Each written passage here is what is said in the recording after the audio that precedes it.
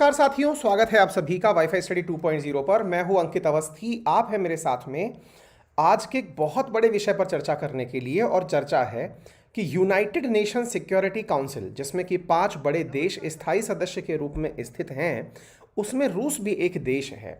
अब बवाल और सवाल ये है कि क्या उन 5 देशों में से रूस को निकाला जा सकता है। आज का बहुत बड़ा सवाल जिसको लेकर के आज का सेशन आप लोग पढ़ने वाले हैं कि रूस को यूनाइटेड नेशन सुरक्षा परिषद से निकालने की तैयारी हो रही है, और ऐसी स्थिति में क्या रूस से उसको दिया गया वीटो पावर, जिसके चलते हुए वो दुनिया को अपने खिलाफ कुछ भी एक्शन लेने से रोक सकता है, क्या वो उससे छीना जा सकता है। आइए बहुत इंपॉर्टेंट विषय की तरफ हम आगे बढ़ते हैं। जल्दी से सेशन को शेयर कर दीजिए, चैनल पर नए हैं तो सब्सक्राइब कर लीजिए और जानना शुरू करिए कि क्या विषय है और क्यों ये चर्चा का कारण बना है। चलिए एक एक करके चर्चा करते हैं। जैसा कि आप सभी को मालूम है साथियों कि यूनाइटेड नेशन सिक्योरिटी काउंसिल के अंदर जब रूस के द्वारा यूक्रेन के ऊपर आक्रमण किया जा रहा था या फिर अटैक किया जा रहा था, उस समय पर यूक्रेन के द्वारा रशिया के आक्रमण की जो सूचना है ये यूनाइटेड नेशन सिक्योरिटी काउंसिल को दी गई थी। उस समय पर यूक्रेन के राष्ट्रपति जो हैं वो सब लोगों से यही कह रहे थे कि यूनाइटेड नेशंस के पास ही हमें बचाए जाने की जिम्मेदारी है। यूनाइटेड नेशन सिक्योरिटी काउंसिल जिसके अंदर अमेरिका है, फ्रांस है, यूके है, चीन है और रशिया है, 5 बड़े राष्ट्र जो दुनिया की शांति स्थापित करने के लिए एक साथ आए हैं, उनमें से अगर इनके पास में हमें बचाए जाने की पावर है तो हम जाएं तो जाएं कहां। यूक्रेन के राष्ट्रपति के द्वारा जो बयान दुनिया में दिया गया वो ये है कि भाई सिक्योरिटी काउंसिल के पास हमें बचाने की जिम्मेदारी है। तो सिक्योरिटी काउंसिल में खुद रूस, यानी कि जब रक्षक ही भक्षक बन जाए तो फिर कौन बचाए, ये विषय बहुत ज़्यादा डिस्कशन में आया। तो चलिए अब हम चर्चा करते हैं इस विषय से संबंधित कुछ खास बातों की। मेरे प्यारे साथियों, जैसा कि आप सभी जानते हैं कि यूनाइटेड नेशंस में रूस के पास जो सिक्योरिटी काउंसिल की परमानेंट सीट है उससे उसे हटाने के लिए इस समय ना केवल यूक्रेन बल्कि पूरा वेस्टर्न वर्ल्ड लगा हुआ है। वो चाहता है कि रशिया के पास से उसकी वीटो पावर हटा दी जाए। निश्चित ही आप सबके दिमाग में एक बहुत बड़ा प्रश्न पहले ही बन चुका है और वो प्रश्न ये है कि इज इट पॉसिबल, क्या ये संभव है। और आप इसी आधार पर आज के सेशन को देख रहे होंगे। आप जरूर इस सेशन के अंदर कुछ जरूर जान पाएंगे, लेकिन एक एक करके सारी स्थितियों को विचार करते चलते हैं। जैसा कि वर्तमान में बोरिस जॉनसन का एक बयान जिसमें उन्होंने कहा था कि यूनाइटेड नेशन सिक्योरिटी काउंसिल के अंदर अब बदलाव का समय है और ऐसी स्थिति में रशिया को वहां से हटाए जाने का विचार करना चाहिए। हमने भी आपको यूनाइटेड नेशन सिक्योरिटी काउंसिल में लगातार हो रहे यूक्रेन विषय पर चर्चाओं को समय समय पर डिस्कस किया है। तो चलिए और थोड़ा आगे बढ़कर के यूनाइटेड नेशन सिक्योरिटी काउंसिल के बारे में जानने का प्रयास करते हैं। क्या है यूनाइटेड नेशन सिक्योरिटी काउंसिल। जैसा कि आप सभी जानते हैं कि जब दुनिया में सेकेंड वर्ल्ड वॉर खत्म हुआ तो 1945 के अंदर दुनिया के 50 बड़े देशों ने आपस में मिलकर यह निश्चित किया कि भविष्य में अगर सेकेंड वर्ल्ड वॉर जैसी स्थितियों से बचा जाए, यानी कि आगे होगा तो थर्ड वर्ल्ड वॉर होगा, तो थर्ड वॉर जैसी स्थितियों से अगर बचना है तो चलिए हम मिलकर के एक चार्टर बनाते हैं, हम कुछ नियम लिखते हैं और नियम लिखकर ये डिसाइड करते हैं कि दुनिया को विश्व युद्ध जैसे संकट से कैसे बचाया जाए। और इसके लिए यूनाइटेड नेशन सिक्योरिटी काउंसिल के अंदर जो मतलब बैठक है, मतलब यूनाइटेड नेशन सिक्योरिटी काउंसिल का चार्टर बनाया गया। आज यूनाइटेड नेशन सिक्योरिटी काउंसिल के 6 बड़े अंग हैं। उनमें से एक जनरल असेंबली है, नंबर दूसरा सेक्रेटरी मतलब सेक्रेटरी जनरल, जहां पर इन चीज़ों को इंप्लीमेंट किया जाता है। सिक्योरिटी काउंसिल है, इसके अलावा इकोनॉमिक एंड सोशल काउंसिल है, इंटरनेशनल क्रिमिनल कोर्ट है, इंटरनेशनल कोर्ट ऑफ जस्टिस है। साथियों, इनमें से जो यूनाइटेड नेशन सिक्योरिटी काउंसिल है जिसके अंदर ये 5 परमानेंट मेंबर हैं और 10 नॉन परमानेंट मेंबर हैं, जो कि कुल 15 सदस्यों से मिलकर बनी हुई संस्था है। इस यूनाइटेड नेशन सिक्योरिटी काउंसिल का जो मतलब बनाने का आधार था वो अंतर्राष्ट्रीय स्तर पर शांति और सुरक्षा सुनिश्चित करने की जिम्मेदारी के साथ इसका निर्माण किया गया था, जिसके अंदर ये कहा गया था कि इस संस्था को यह जिम्मेदारी दी गई है कि यदि दुनिया का कोई देश एक बार कहने पर ना माने तो ये देश आपस में मिलकर के एक पीस कीपिंग फोर्स का गठन करेंगे, जिसे आप शांति सेना के नाम से भी जानते हैं, और उस देश के ऊपर एक्शन ले सकेंगे। यानी कि बल का उपयोग करके दुनिया के अंदर ताकत के दम पर किए जा रहे जितने भी कार्य हैं उन्हें रोकने का प्रावधान यूनाइटेड नेशन सिक्योरिटी काउंसिल को दिया गया। या यूं समझिए कि तृतीय विश्व युद्ध से बचने के लिए एक ऐसा शक्ति संतुलन करने का कार्य किया गया कि यदि ये सब लोग आपस में मिलकर के निर्णय लेंगे तो कार्य हो सकेगा। संयुक्त राष्ट्र सुरक्षा परिषद की अध्यक्षता हर महीने अल्फाबेटिकल ऑर्डर से होती है। एक बड़े ही अचरज की बात है साथियों, अचरज इस बात का है कि जिस समय पर यह कार्यक्रम चल रहा था, यानी यूनाइटेड नेशन के अंदर जब यूक्रेन के द्वारा कहा जा रहा था कि हमारे ऊपर हमला हो रहा है, उस समय पर यूनाइटेड नेशन सिक्योरिटी काउंसिल की जो अध्यक्षता है वो स्वयं रशिया कर रहा था। बहुत ही बड़ा ये मतलब एक स्थिति है जिसे आपको समझना होगा। यूनाइटेड नेशन सिक्योरिटी काउंसिल जिसके अंदर 5 परमानेंट मेंबर हैं और 10 नॉन परमानेंट मेंबर हैं, उन नॉन परमानेंट मेंबर्स में भारत का नाम भी है मेरे प्यारे साथियों। इन नॉन परमानेंट मेंबर्स का कार्यकाल 2 साल का होता है, जबकि परमानेंट मेंबर का कार्यकाल हमेशा के लिए होता है। परमानेंट मेंबर के पास जो सबसे शानदार चीज होती है वो ये है कि यदि ये चाहे तो दुनिया के किसी भी रेजोल्यूशन के ऊपर वीटो कर सकता है। वीटो का अर्थ हुआ कि यदि उसके अनुसार यह चीज नहीं है तो वो उस प्रस्ताव को पारित होने से रोक सकता है। कुछ 10+5 सदस्यों के अंदर भारत भी एक अस्थायी सदस्य के रूप में है। ये भारत जो है ये 31 दिसंबर तक अस्थायी सदस्य बना रहेगा। आइए कुछ ऐसी बातें बताते हैं जिससे कि यूनाइटेड नेशंस के अंदर रशिया की भूमिका पर प्रश्न खड़े किए जा रहे हैं। जैसा कि आप सभी को मैंने हाल ही में बताया कि 1945 के अंदर सेकेंड वर्ल्ड वॉर के खत्म होने पर 50 देशों के प्रतिनिधियों ने यूनाइटेड नेशन चार्टर की स्थापना करने के लिए एक संस्था का गठन किया था। साथियों, ये सारी चीज़ें पीस कीपिंग फोर्सेस के माध्यम से तीसरे विश्व युद्ध से रोकने के लिए की गई थी। गजब बात यह है साथियों कि जब यूक्रेन पर रूस का हमला हो रहा था उस समय यूनाइटेड नेशन सिक्योरिटी काउंसिल की अध्यक्षता भी रूस ही कर रहा था। मतलब यह समझिए कि यूक्रेन जिनके सामने मतलब एक तरह से सहायता मांग रहा है, उस समय रूस बैठ करके उस पूरे घटनाक्रम की अध्यक्षता कर रहा है। पिछले हफ्ते 2 फरवरी को यूक्रेन पर रूस ने जब हमला किया उस समय रूसी envoy Vasily Nebenzia United Nation Security Council की बैठक की अध्यक्षता कर रहे थे। ये जानकारी आप लोगों को पता होनी चाहिए। नेबेंजियास ने इस दौरान यूक्रेन पर हमले को सही ठहराने के लिए क्रेमलिन से आए मैसेज को मोबाइल से ही सीधा पढ़ना शुरू कर दिया। क्रेमलिन बोले तो रशिया के माध्यम से आए हुए मैसेज को मोबाइल से ही सीधा पढ़ना शुरू कर दिया और कहा कि हमने केवल एक मिलिट्री ऑपरेशन किया है, हमने कोई हमला नहीं किया है। ये इंपॉर्टेंट है साथियों।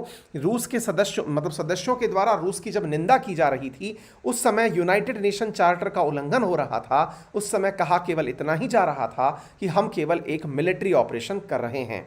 अब सवाल बनता है कि सर एक बात बताइए, क्या ये पॉसिबल है कि यूनाइटेड नेशंस के अंदर से रशिया को हटाया जा सके?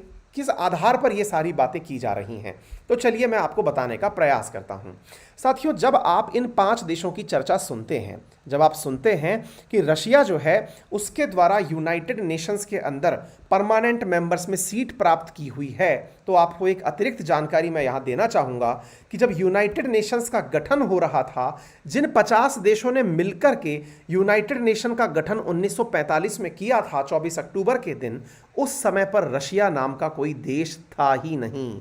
बहुत ही इंपॉर्टेंट है आपको ये बात जान लेना कि जिस समय यूएसएसआर हुआ करता था उस समय रशिया नहीं हुआ करता था।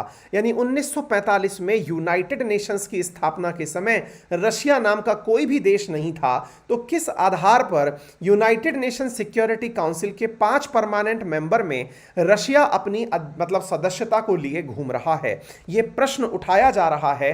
किसके द्वारा यह प्रश्न उठाया जा रहा है साथियों? वर्तमान में यूक्रेन के राजदूत सर्गेई क्रिस्टिलिया के द्वारा। अब आपके मन में एक प्रश्न बनेगा, सर एक बात बताइए, यूक्रेन के राजदूत की बात इतना मायने क्यों रखती है? आइए मैं बताने का प्रयास करता हूं।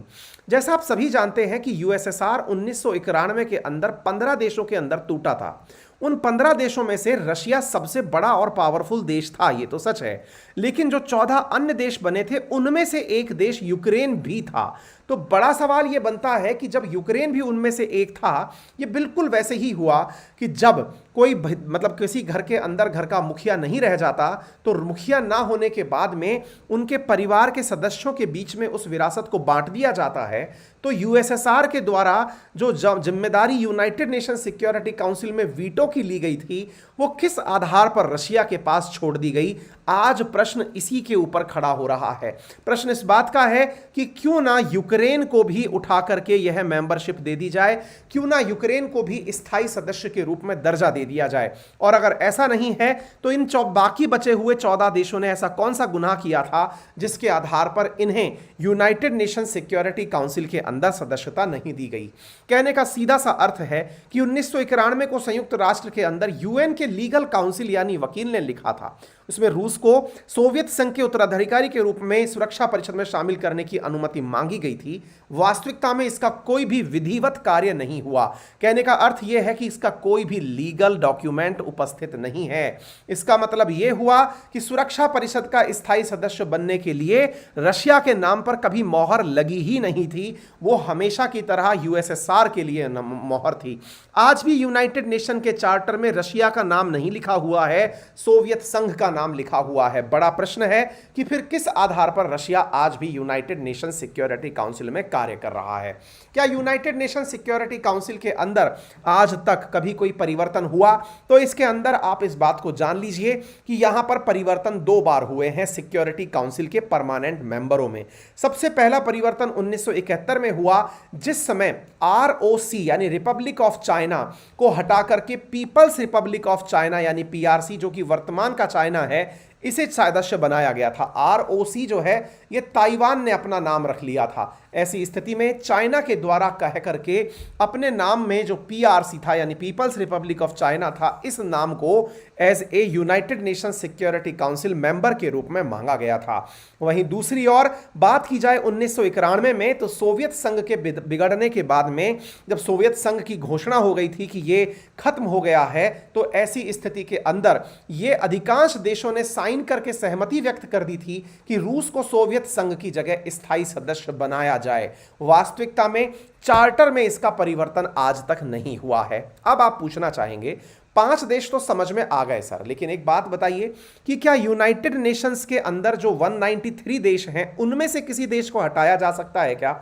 आंसर है जी हां, हटाया जा सकता है। यह हटाने का काम कौन करता है? तो जनरल असेंबली के द्वारा इनमें से सदस्यों को हटाने का प्रावधान है। यानी कि जहां पर सभी देश अपने अपने सदस्य भेजते हैं, उनके द्वारा इसे हटाने का, सदस्य हटाने का कार्यक्रम किया जा सकता है।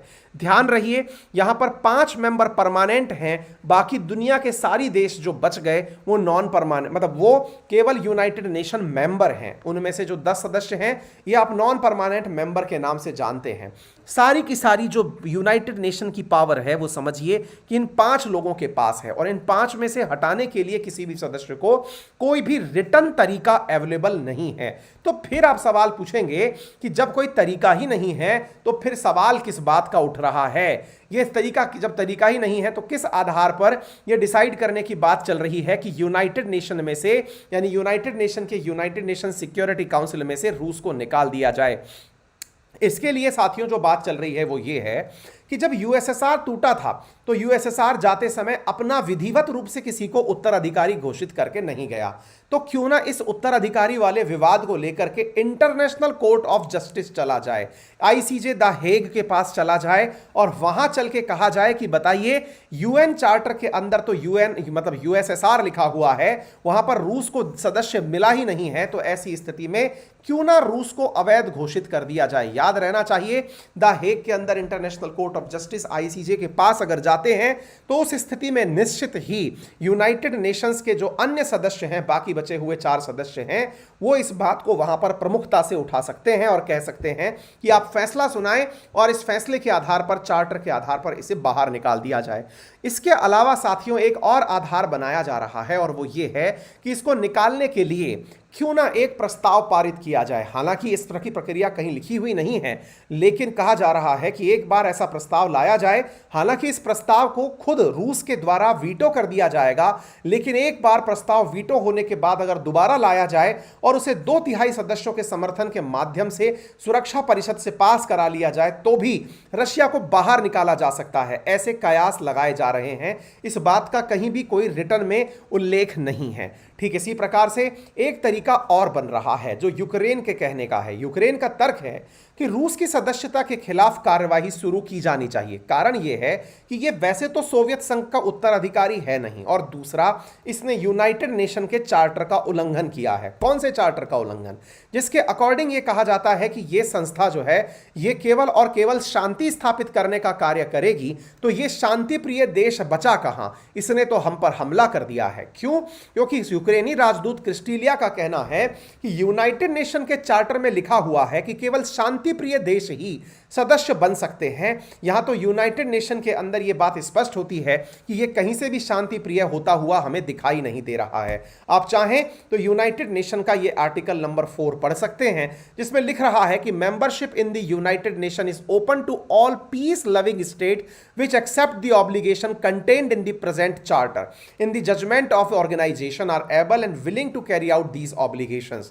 तो ऐसी स्थिति में जब दुनिया का अधिकांश देश यह मानता है कि रूस के द्वारा यूक्रेन पर हमला किया गया है, तो फिर क्यों ना इसे हटाने का प्रयास किया जाए।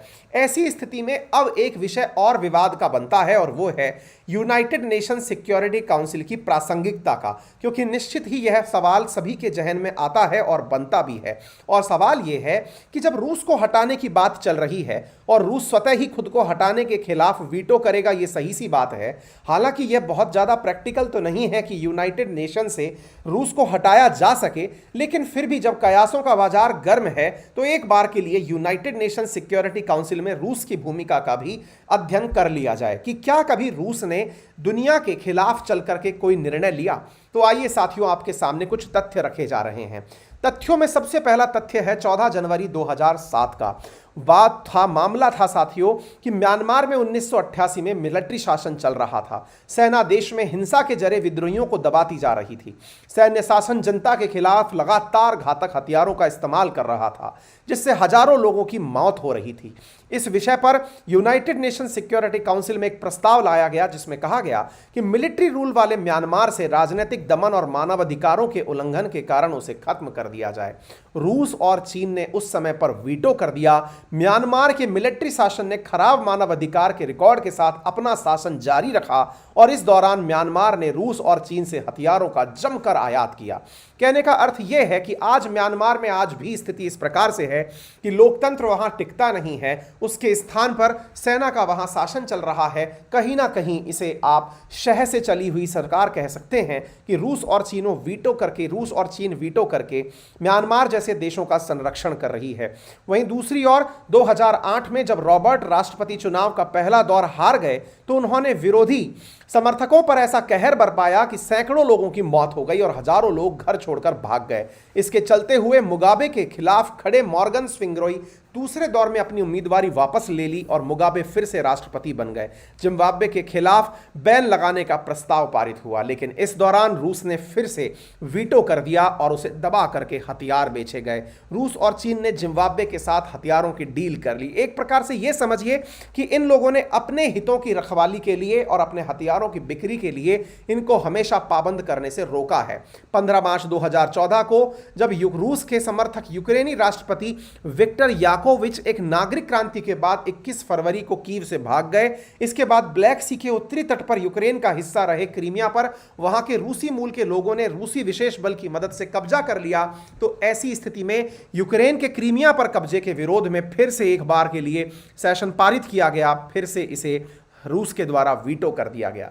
चाहे सीरियाई गृह युद्ध हो, बोस्निया में हुआ नरसंहार हो, या फिर अंतरराष्ट्रीय मामलों के अंदर MH17 को मार गिराए जाने की घटना हो, ऐसी स्थिति में हर बार रूस के द्वारा ऐसी जगह पर वीटो कर दिया गया। ऐसी स्थिति में एक बड़ा प्रश्न खड़ा होता है, और वो प्रश्न ये है कि वीटो के आधार पर जो यूनाइटेड नेशन सिक्योरिटी काउंसिल के देश हैं, ये अपने हितों को साध रहे हैं। अब आप सवाल पूछेंगे, भारत का क्या मत होना चाहिए?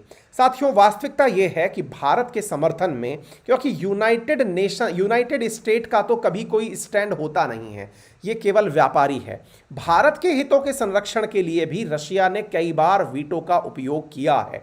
यानी भारत के लिए अगर पूछा जाए कि रशिया क्या क्या स्टैंड रहा है, तो भारत के बहुत से मसलों पर जब यूनाइटेड नेशन सिक्योरिटी काउंसिल या दुनिया भर के मंचों के ऊपर, इवन जब भारत को परमानेंट मेंबरशिप की बात आती है, जिसमें कि 5 सदस्य जब चाह लें तो शायद भारत को भी मेंबरशिप परमानेंट मिल जाए। उन विषयों पर भी रशिया ने भारत का समर्थन किया है। भारत रूस के वीटो के खिलाफ नहीं है। यह बात यदि कभी वोटिंग भी होगी तो भारत रशिया के समर्थन में ही वोट करेगा, क्योंकि आज तक अंतरराष्ट्रीय स्तर पर रशिया ने भारत के समर्थन में बहुत जगह पर अपने वीटो का उपयोग किया है। इसी प्रकार से अगर और खबरों की बात जो वर्तमान में चल रही है मैं करूं तो साथियों, वर्तमान में एक जबरदस्त चीज देखने को मिली और वो ये है कि रूस भी अब रिटेलिएटरी एक्शन कर रहा है। वर्तमान में रूस का एक रॉकेट जो कि अंतरिक्ष में अपने द्वारा सैटेलाइट लेके जा रहा था, रूस ने अपने रॉकेट में से अपने जो ध्वज लगे हुए अमेरिका, जापान और ब्रिटेन के जो फ्लैग लगे हुए थे, इन फ्लैग्स को हटाने का कार्य किया और इंडिया का फ्लैग अपने साथ लगातार बनाए रखा। कहने का अर्थ यह हुआ कि रूसी स्पेस एजेंसी रॉसकॉस्मोस के प्रमुख दिमित्री रोगेजिन ने सोशल मीडिया पर रूसी स्पेस रॉकेट का वीडियो शेयर करते हुए बताया कि बैंकेनूर जो कि जगह स्थित है कजाकिस्तान में, वहां से जो हमारे रॉकेट लॉन्च होने हैं वहां पर हमने इंडिया का फ्लैग बचाकर रखा है। आप देख सकते हैं और दुनिया के जो विरोधी देश हैं उनका फ्लैग उतारा जा रहा है। भारत के लिए निश्चित ही यह गर्व की बात है कि अंतर्राष्ट्रीय स्तर पर रूस इस बारे में दुनिया को कहता हुआ पाया जा रहा है कि हम पूरी तरह से किसके साथ हैं, भारत के साथ हैं और भारत हमारे साथ है। यह विषय निश्चित ही हमें गौरवान्वित करने वाला होगा और इस विषय को हम अपने हिसाब से हमेशा के लिए अपने पक्ष में ही मानेंगे। ये थी साथियों तमाम जानकारियां।